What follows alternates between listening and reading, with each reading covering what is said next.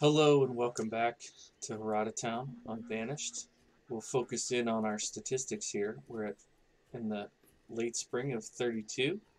We have just about 43,000 food, 137 tools, and 196 clothes. So as you can see, we need to address the tool situation. The problem is we're low on iron.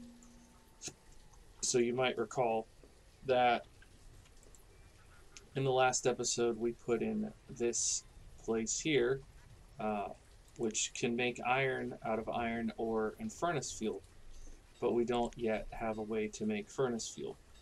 So we need to build a fuel refinery.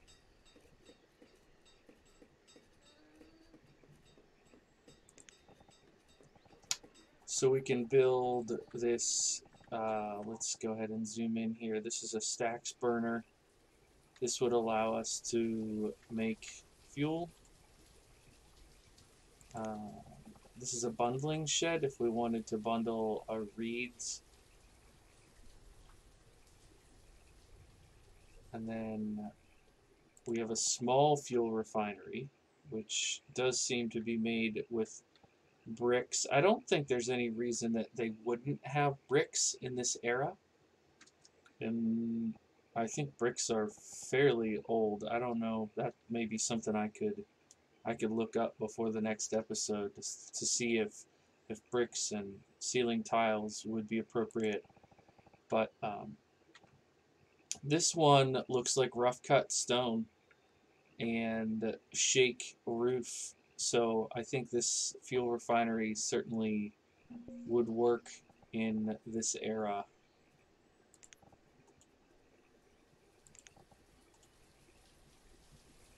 So we're going to go ahead and just build the big one. We're going to put it here in this, what I'm calling the commercial area. I'm just going to go ahead and place it right here. So once that's making furnace fuel, then this can get making us more iron. So I know that's a little bit convoluted, and we may have to switch to stone tools for a few minutes, but hopefully we can get ahead of this impending tool crisis. Okay, do you have any tools? None. That seems right. Silverware and pewterware. I suspect that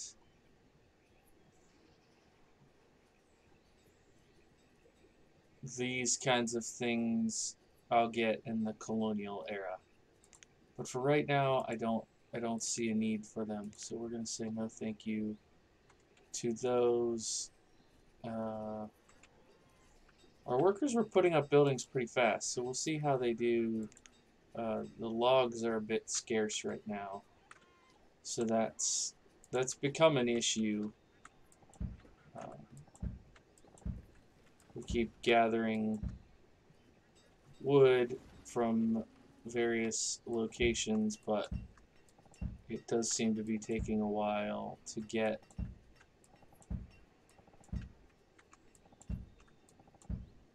I may have to just clear cut an area. I don't typically like to do that, but you know, if we have to, we have to.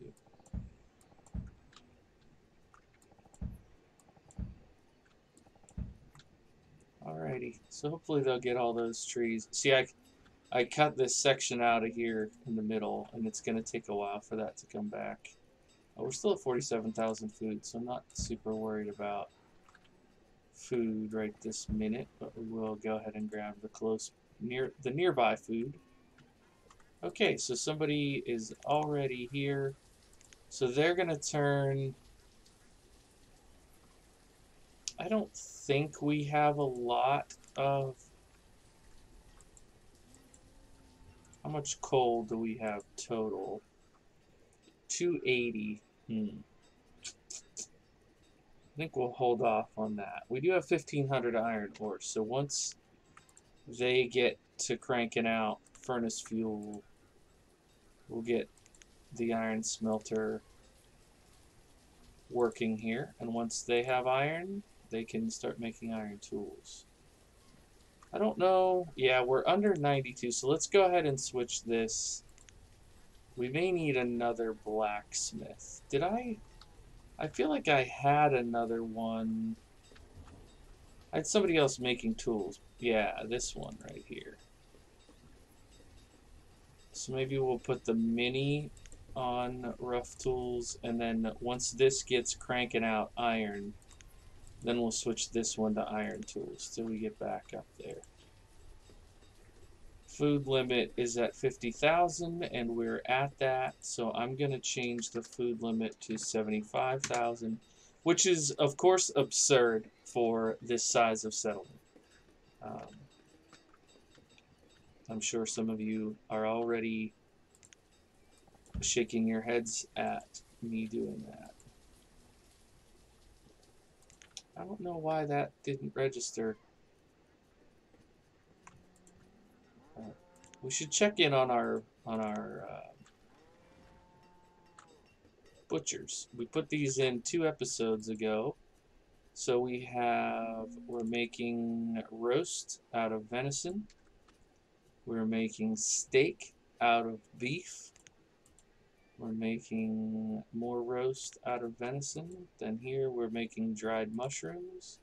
Wow, look at that, almost 1,000. No wonder food production went up. And then here we're making smoked fish. So that's great. That's really good. Our firewood has taken a hit, of course. And this is currently making lumber. But if I recall, we have quite a bit. Yeah, we have 3,000 lumber. So we're going to switch this over to firewood. It's not sustainable for the long term, but it'll get us through this. Okay, we already have wheat, and I don't want chili seeds. All right, now, anyways. I think we'll go ahead and bump clothing to 250 just to keep them producing. All right, so we're getting iron cranked out. So let's go ahead and put this one on iron tools. And that one can stay on rough tools for a bit longer. That was kind of weird. I wonder why they're cutting through here. Could I put a road in for them? Would that help if I put a road in there?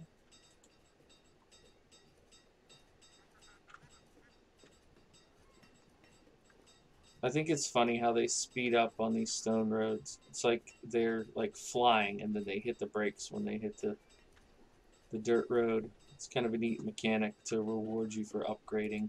So we should be getting wool, yeah? Yeah, we're getting wool in. So I think there's well, it wouldn't be the linen weaver, but we could probably put in a regular clothing maker. I forget what they're called, but oh, gold. Fancy.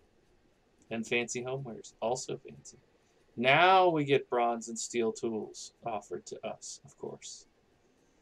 We could buy some furnace fuel. That would help us get ahead of the curve a little bit.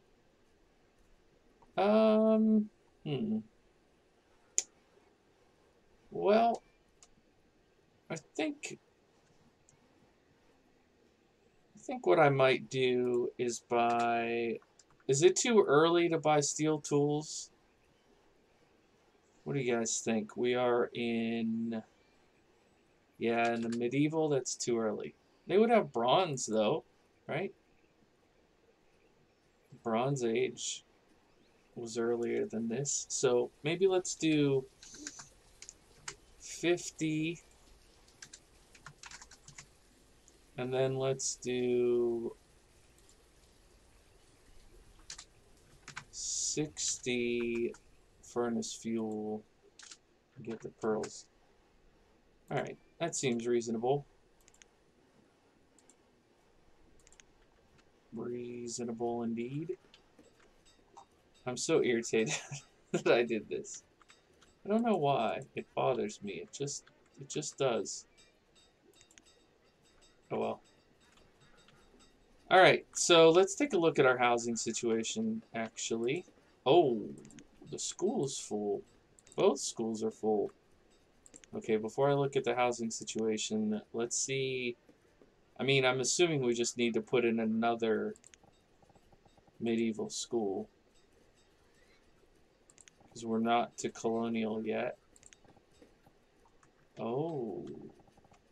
Nah. I'm going to hold off on the college. That feels like more of a colonial thing to do. There, see, again, there's like a library or bookstore or something in the red ketchup mod that I really like using. Alright, well, we'll put a medieval school up here where there are a lot of residents. Could I turn it on this? No. Maybe beside the cathedral? How about if I put it there?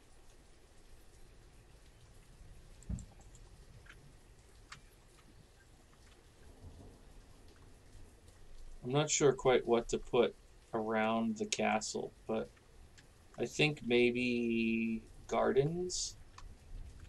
I'm terrible at that kind of thing, but I do feel like that would be appropriate. Trade animals. It's probably about time to bring that one down. Anyways, back to what I was trying to do earlier. What we want to look at are these stats right here. So we have 86 homes and 78 families. For anybody who might be watching this who doesn't play this game much, or doesn't know why these stats matter, you want these to be even, pretty close to even, so that when you build a new house, a new young couple goes into it. Because right now there are probably houses, like this is ideal. You want young couple because they just had, that was perfectly timed.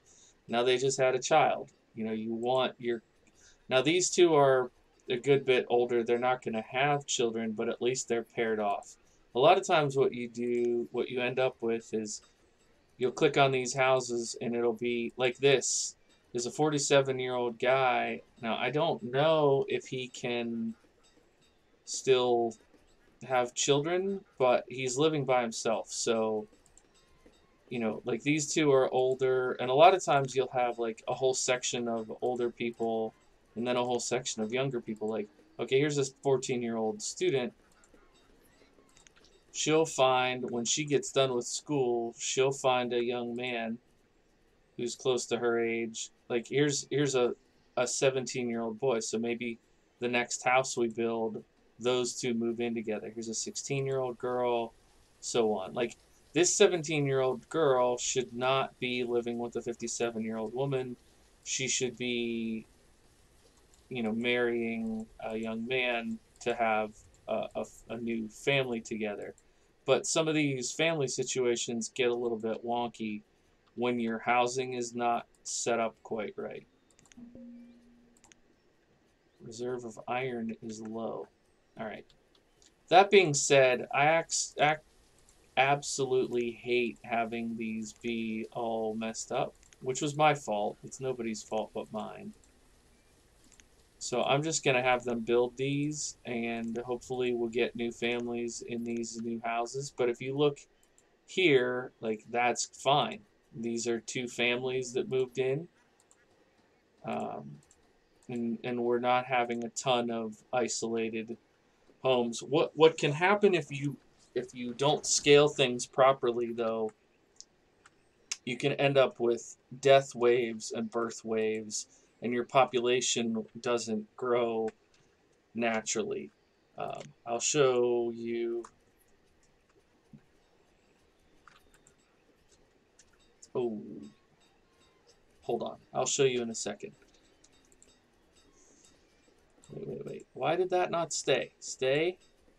I need to check carrots and pears. I don't think we have either one of those. All right. Let's get the pears first. And then we'll see if we can swing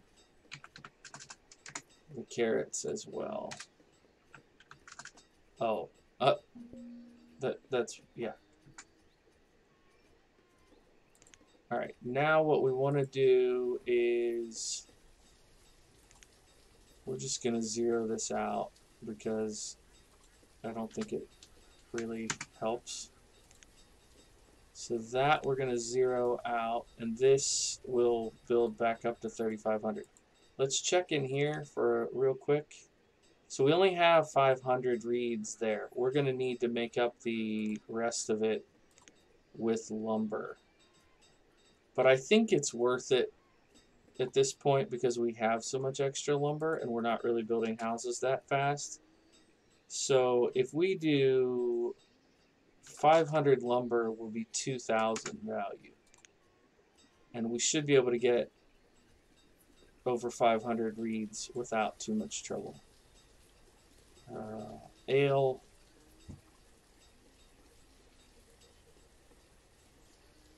I think we're already making some of that kind of stuff. So once we start getting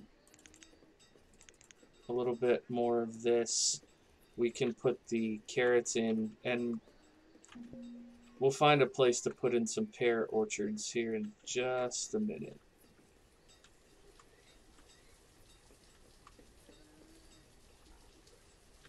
But anyways, what I was saying with all this, you know, we're going to go ahead and build more homes. So as the family's number creeps up, what you want, you can look at in the graphs, you can see the population is the yellow. Well, this is all population, but you can see how we've got this nice steady rise here. But sometimes when you look at a banished graph, it'll go wah, wah, wah, wah, wah, wah, wah. And a lot of times that happens because people build a whole bunch of houses and people move into those houses and then they get old and die.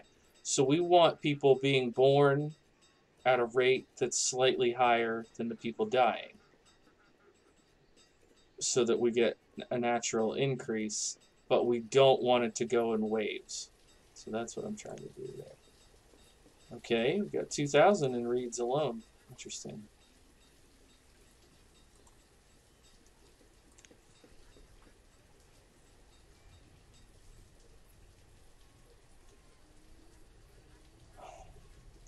This is the problem because they didn't meet the whatever I had it at, 2,500. They're bringing a couple reeds at a time instead of bringing a load of lumber at a time. They're trying to get this done first. So one trick you can do to keep them from doing that is you can just put this at like where they already have it. So now that'll trigger them to go get, hopefully will trigger them to go start bringing lumber.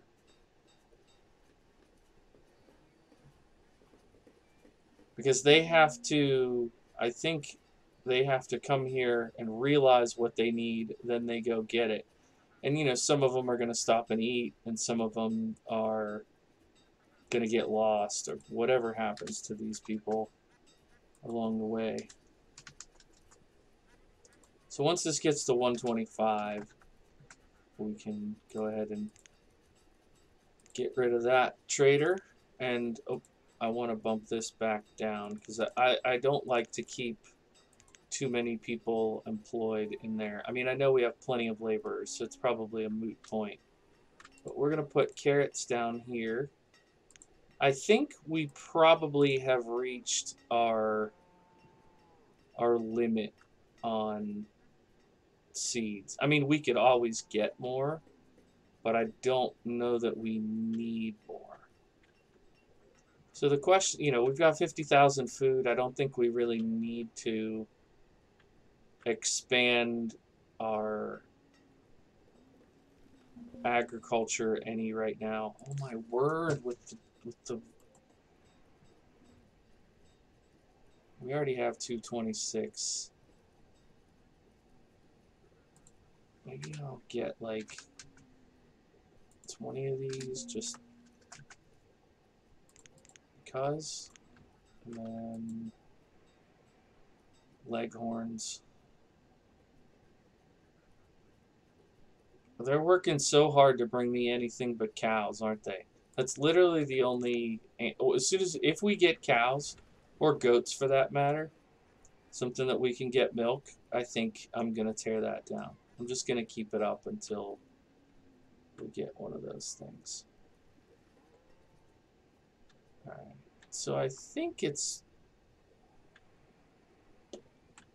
maybe time to. Here's what I'm trying to get at. I don't want to do these bigger medieval homes, but I want to say that there was. Maybe we'll just use town abodes. Because we have these forest houses, right? But I want to show, I want to do like an expansion that looks like, I want them, okay, that could work. Except they're stupid expensive. I don't have those resources. All right, sorry about that. No. No, not colonial. What is this?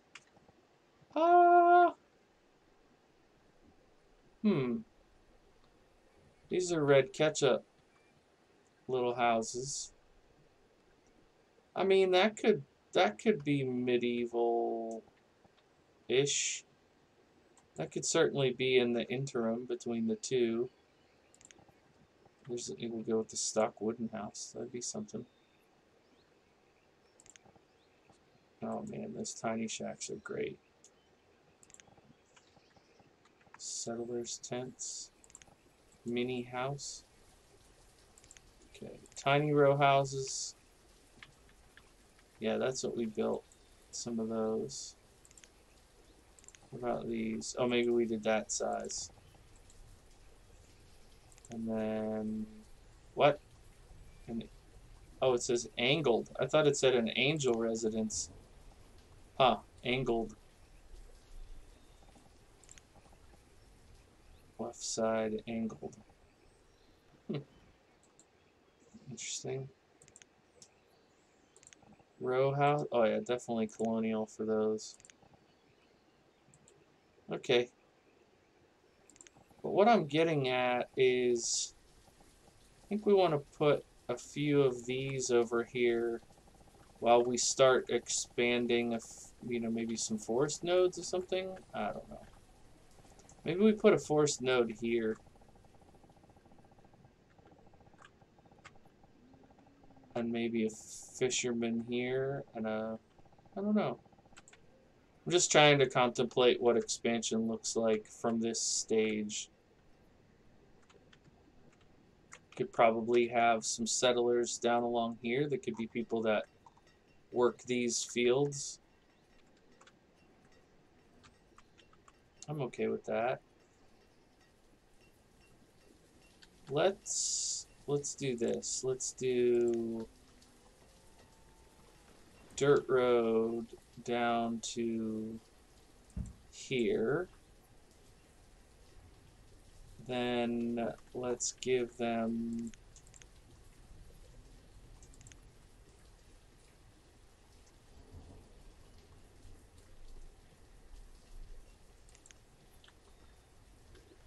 I don't know, we're kind of beyond creek plank bridges, right? Like we could give them a proper bridge down here. Railroad bridge. What the heck? Dockstone. Let's give them a nice little wooden stone bridge. It's gonna span. Oh my. No, it's not. What the heck? Alright. Maybe here. What am I doing wrong? There it goes. Is it just the angle?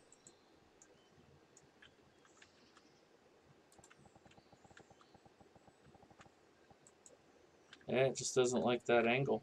Odd. Okay. Well, anyways, we'll put it here. And we'll connect up the road.